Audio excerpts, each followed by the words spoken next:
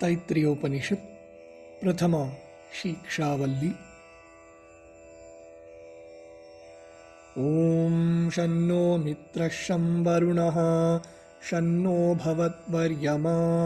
शन्न इन्द्रो बृहस्पतिः शन्नो विष्णुरुक्रमः नमो ब्रह्मणे नमस्ते वायो त्वमेव प्रत्यक्षं ब्रह्मासि त्वामेव प्रत्यक्षं ब्रह्म वदिष्यामि ऋतं वदिष्यामि सत्यं वदिष्यामि तन्मामवतु तद्भक्तारमवतु अवतु माम् अवतु वक्तारम्। ॐ शान्तिः शान्तिः शान्तिः। शिक्षां व्याख्यास्यामः वर्णस्वरः मात्राबलं सामसन्तानः इत्युक्तः शिक्षाध्यायः। सहनौ यशः सहनौ ब्रह्मवर्चसम् अथातस्य संहिताया उपनिषदं व्याख्यास्यामः। पञ्चस्वधिकरणेषु अधिलोकमधिज्योतिषमधिविद्यमधिप्रजमध्यात्मम् तामहासंहिता इत्याचक्षते। अथाधिलोकं पृथिवीपूर्वरूपं द्यौरुत्तररूपम् आकाशः सन्धिः वायुः सन्धानम् इत्यधिलोकम्। अथाधिज्योतिषम् अग्निः पूर्वरूपम् आदित्य उत्तररूपम् आपः सन्धिः वैद्युतः सन्धानम् इत्यधिज्योतिषम्। अथाधिविद्यम् आचार्यः पूर्वरूपम् अन्तेवास्युत्तररूपम् विद्यासन्धिः प्रवचनगुं सन्धानम् इत्यधिविद्यम्। अथाधिप्रजम्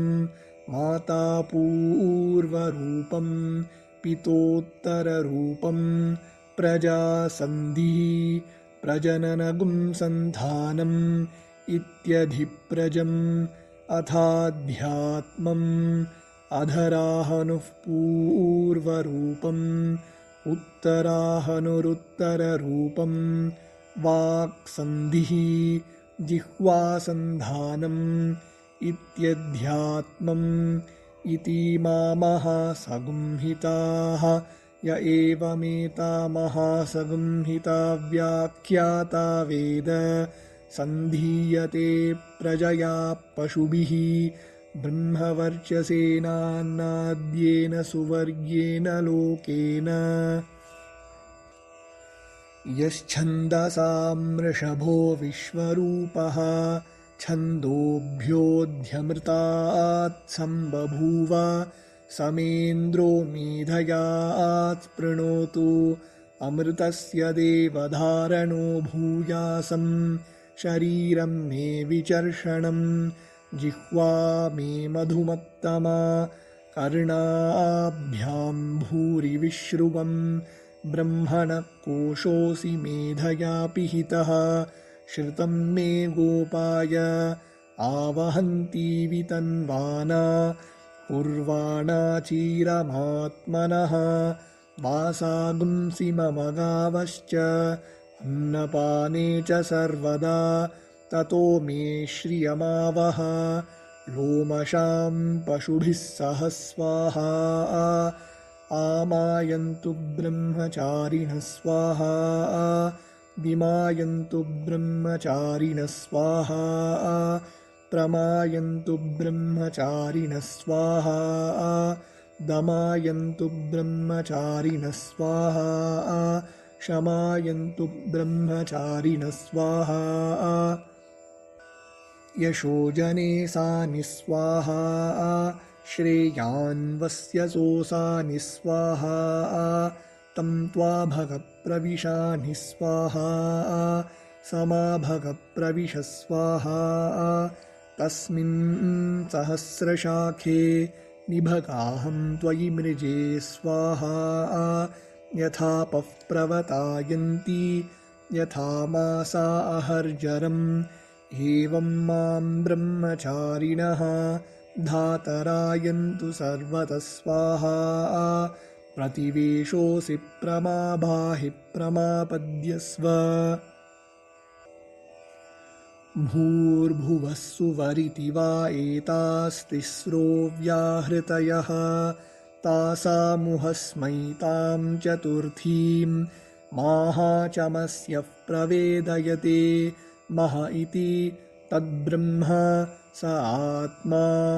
अङ्गान्यन्या देवताः भूरिति वा अयं लोकः भुव इत्यन्तरिक्षं सुवरित्यसौ लोकः मह इत्यादित्यः आदित्येन वाव सर्वे लोका महीयन्ते भूरिति वा अग्निः भुव इति वायुः सुवरित्यादित्यः मह इति चन्द्रमा चन्द्रमसा वाव सर्वाणि ज्योतिगुंषि महीयन्ते भूरिति वा ऋचः भुव इति सामानि सुवरिति यजुगुंषि मह इति ब्रह्म ब्रह्मणा वाव सर्वे वेदा महीयन्ते भूरिति वै प्राणः भुव इत्यपानः सुवरिति व्यानः मह इत्यन्नम् अन्नेन वाव सर्वे प्राणा महीयन्ते तावा एताश्चतस्रश्चतुर्धा चतस्रश्चतस्रो व्याहृतयः तायो वेद स वेद ब्रह्म सर्वेऽस्मै देवा बलिमावहन्ति स य एषोऽन्तर्हृदय आकाशः तस्मिन्नयं पुरुषो मनोमयः अमृतो हिरण्मयः अन्तरेण तालुके य एष स्तन इवावलम्बते सेन्द्रयोनिः यत्रासौके शान्तो विवर्तते व्यपोह्य शीर्षकपाले भूरित्यग्नौ प्रतितिष्ठति भुव इति वायौ सुवरित्यादित्ये मह इति ब्रह्मणि आप्नोति स्वाराज्यम् आप्नोति मनसस्पतिं वाक्पतिश्चक्षुष्पतिः श्रोत्रपतिर्विज्ञानपतिः एतत्ततो भवति आकाशशरीरं ब्रह्म सत्यात्मप्राणारामं मन आनन्दं शान्तिसमृद्धममृतम् इति प्राचीनयोग्योपास्व पृथिव्यन्तरिक्षं द्योर्दिशो वान्तरदिशाः अग्निर्वायुरादित्यश्चन्द्रमा नक्षत्राणि आप ओषधयो वनस्पतय आकाश आत्मा इत्यधिभूतम् अथाध्यात्मम् प्राणो व्यानोपान उदानः समानः चक्षुश्रोत्रं मनोवाक्त्वक् चर्ममागुंसग्स्नावास्थिमज्जा एतदधि विदाय ऋषिरवोचत् पाङ्क्तं वा इदगुं सर्वं पाङ्क्तेनैव पाङ्क्तग्स्पृणोतीति ओमिति ब्रह्म ओमितीदगुं सर्वम् ओमित्येतदनुकृतिः स्म वा अप्यो श्रावयेत्याश्रावयन्ति ओमिति सामानि गायन्ति ओगुंशोमिति शस्त्राणि शगुंसन्ति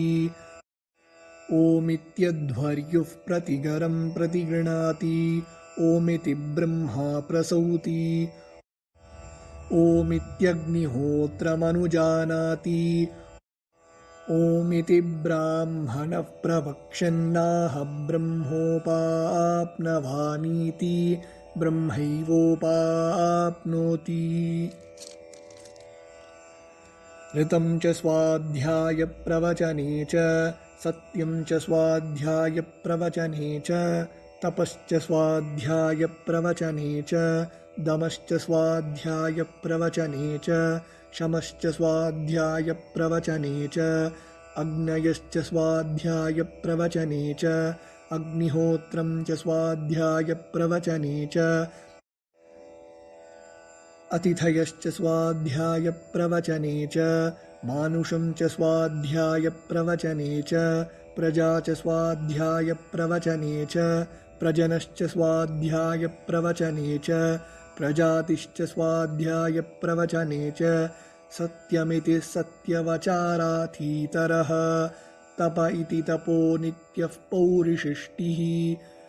स्वाध्यायप्रवचने एवेति नाको मोद्गल्यः तद्धि तपस्तद्धि तपः अहं वृक्षस्य रेरिव कीर्तिः पृष्ठं गिरेरिव ऊर्ध्वपवित्रो वाजिनीव स्वमृतमस्मि द्रविणगुं सवर्चसं सुमेधा अमृतोक्षितः इति त्रिशङ्कोर्वेदानुवचनम् वेदमनुच्याचार्योऽन्ते वासिनमनुषास्ति सत्यं वद धर्मं चर स्वाध्यायान्मा प्रमदः आचार्याय प्रियं धनमाहृत्य प्रजातन्तुं मा व्यवच्छेत्सीः सत्यान्न प्रमतितव्यं धर्मान्न प्रमतितव्यं कुशलान्न प्रमतितव्यं भूत्यैन प्रमतितव्यं स्वाध्यायप्रवचनाभ्यां न प्रमतितव्यं देवपितृकार्याभ्यां न प्रमतितव्यं मातृदेवो भव पितृदेवो भव आचार्यदेवो भव अतिथिदेवो भव यान्यदवद्यानि कर्माणि तानि सेवितव्यानि नो इतराणि यान्यस्माकं सुचरितानि तानि तयोपास्यानि नो इतराणि ये केच्छास्मच्छ्रेयागुंसो ब्राह्मणाः तेषां त्वयासनेन प्रश्वसितव्यं श्रद्धया देयम् अश्रद्धया देयं श्रिया देयं क्रिया देयं भिया देयं संविदा देयम् अथ यदि ते कर्म विचिकित्सा वा वृत्तविचिकित्सा वा स्यात् ये तत्र ब्राह्मणाः सम्मर्षिणः युक्ता आयुक्ताः अलूक्षा धर्मकामाः स्युः यथा ते तत्र वर्तेरन् तथा तत्र वर्तेथाः अथाभ्याख्यातेषु ये तत्र ब्राह्मणाः सम्मर्षिणः युक्ता आयुक्ताः अलूक्षा धर्मकामाः स्युः यथा ते तेषु वर्तेरन् तथा तेषु वर्तेथाः एष आदेशः एष उपदेशः एषा वेदोपनिषत् एतदनुशासनम् एवमुपासितव्यम् एवमुचैतदुपास्यम् ॐ शन्नो मित्रः शं वरुणः शन्नो भवत्वर्यमा शन्न इन्द्रो बृहस्पतिः शन्नो विष्णुरुक्रमः नमो ब्रह्मणे नमस्ते वायो त्वमेव प्रत्यक्षं ब्रह्मासि त्वामेव प्रत्यक्षं ब्रह्मावादिशं ऋतमवादिशं सत्यमवादिशं तन्मामावीत् तद्भक्तारमावीत् आवीमाम् आवीद्भक्तारम् ॐ शान्तिः शान्तिः शान्तिः।